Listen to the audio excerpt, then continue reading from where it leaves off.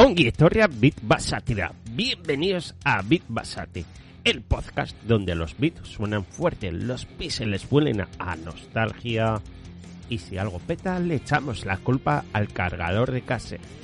Hoy toca ponerse la chupa de cuero, subir el volumen y prepararse para un viaje a 1982. Un viaje a la época en la que los ordenadores no eran cajas grises y aburridas para hacer hojas de cálculo en la oficina. No, eran máquinas rebeldes, con teclado gordo, con bloques de hormigón, que se enchufaban a la tele de tubo del salón para reventarnos la cabeza. Hoy, hermanos y hermanas del metal digital, vamos a hablar del indiscutible rey del MOSFET de los 8 bits, la máquina más vendida de la historia. El ordenador que destrozó a la competencia sin piedad, como Metallica arrasó en un festival. Hoy en Bit Basati encendemos el Commodore 64. Preparad los destornilladores para ajustar el azimut porque esto va a ser brutal. Para entender el Commodore 64, también conocido como el C64, tenemos que entender a su creador, o más bien al líder de la banda, Jack Tramiel. Jack no era un tipo de traje y corbata aburrido. Jack era el Lemmy Kilmister de los negocios, superviviente del Holocausto. Tramiel fundó Commodore y tenía un lema que era puro death metal: los negocios son la guerra. En 1982 el mercado de la informática era un caos. Tenías a Apple, Atari, a Texas Instruments, todos cobrando un dineral por ordenadores que parecían instrumentos del laboratorio. Y Jack dijo: vamos a hacer ordenadores para las masas y no para las clases. El C64 salió en agosto de 1982 por $595. Para que os hagáis una idea, el Apple II costaba casi el triple y tenía menos potencia gráfica y sonora. Tramiel inició una guerra de precios tan brutal que desgarró a Texas Instruments y obligó a Atari a cavar su propia tumba en el desierto con los cartuchos de ET. Tramiel vendía el C64 en jugueterías, en supermercados, en grandes almacenes. No tenías que ir a una tienda de informática elitilista. Ibas a comprar el pan, te pillabas el disco de Black Sabbath y de paso un Commodore 64. Fue una estrategia agresiva, ruidosa y directa al yugular. Pero, ¿qué tenía esta máquina por dentro para vender más de 12 millones de unidades? Vamos a abrir el capó y mirar las tripas de la bestia. Tenía un procesador MOS Technology 6510 a 1 MHz. Hoy en día eso suena a broma. Suena a velocidad de un microondas, pero aquel entonces, optimizado a tope, era una maravilla.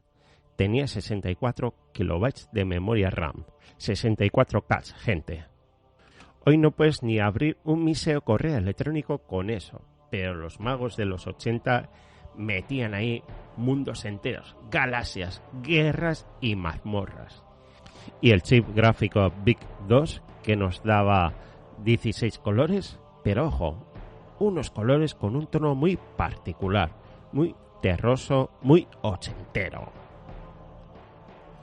Pero paren las rotativas, si el Commodore 64 fue una banda, el procesador sería el bajista, la gráfica sería la batería, pero el guitarrista solista, el dios que se llevaba todos los focos y destrozaba las guitarras en el escenario, era el chip SID, Sound Interface Dave. Creado por Robert James, el SID era un sintetizador analógico real, metido dentro de un ordenador barato, 3 canales de audio, filtros analógicos reales de paso bajo, paso alto y paso de banda. Mientras que el resto de ordenadores como el Spectrum o el Astra hacía bip bop plip, que sonaba a un pitufo constipado, el Commodore 64 podía hacer rugir bajos profundos, baterías contundentes y solos distorsionados. El SID era metal puro. Compositores como Rob Hubbard o Christopher Hulbeck usaron ese chip para crear bandas sonoras que hoy en día se tocan en conciertos sinfónicos. Escuchar la carga de un juego del C64 era escuchar el primer acorde de Hellbells de AC/DC. Sabías que algo épico iba a suceder. Un ordenador sin juegos era como una guitarra sin cuerdas. El setlist de Commodore 64 era legendario. Fueron miles y miles de juegos. Algunos eran pura basura comercial, sí, como todos, pero otros eran himnos generacionales.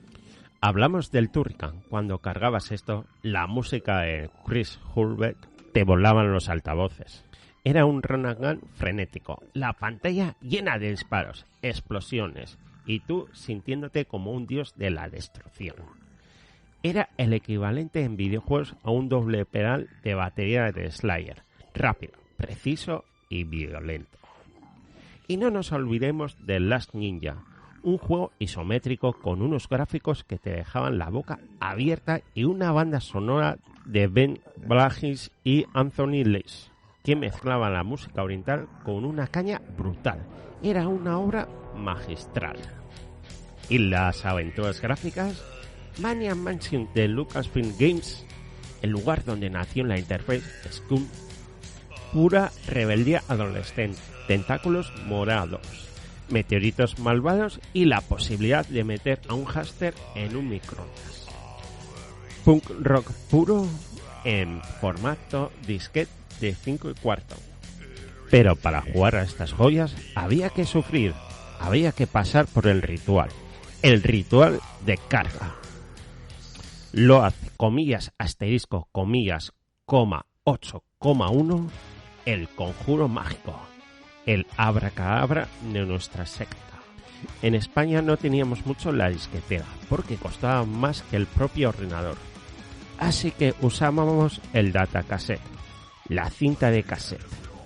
Cargar un juego de cassette en el C64 era un acto de fe. Era como esperar la cola de un concierto bajo la lluvia durante media hora. Podías estar 20 minutos esperando para jugar al Ghosts and Goblins. La pantalla mostraba rayas de colores epilépticas. El altavoz emitía sonidos insoportables. Y si la cinta estaba un poco estirada, System Error, o peor, Love Error. Ahí sacabas el destornillador de precisión, el verdadero ídolo del hardware. Lo metías en el agujero del reproductor para ajustar el azimut del cabezal, como un guitarrista afinando su instrumento a oído, antes de salir al escenario. Tenías que escuchar el pitido hasta que sonaba agudo y claro. Si lo lograbas, eras el puto amo del barrio. Pero este dolor nació algo increíble. La demo Extreme. Grupos de pirata y programadores underground, los verdaderos hackers rebeldes de los 80, empezaron a meter sus propias pantallas de presentación antes de los juegos pirateados. Rompían los límites del hardware. Hacían scroll de texto infinito. Hacían que los bordes de la pantalla desaparecían. Metían música a reventar de SID. Competían entre ellos en las Copy Party, que eran los primeros festivales de hackers, llenos de cable, pizzas frías, litros de alcohol y egos más grandes que los de Axl Rose.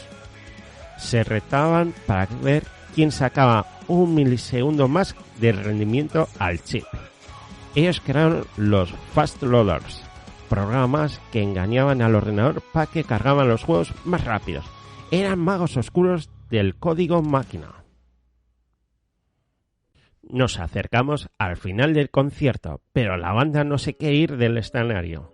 El Commodore 64 se dejó de fabricar en 1994, pero ¿creéis que murió?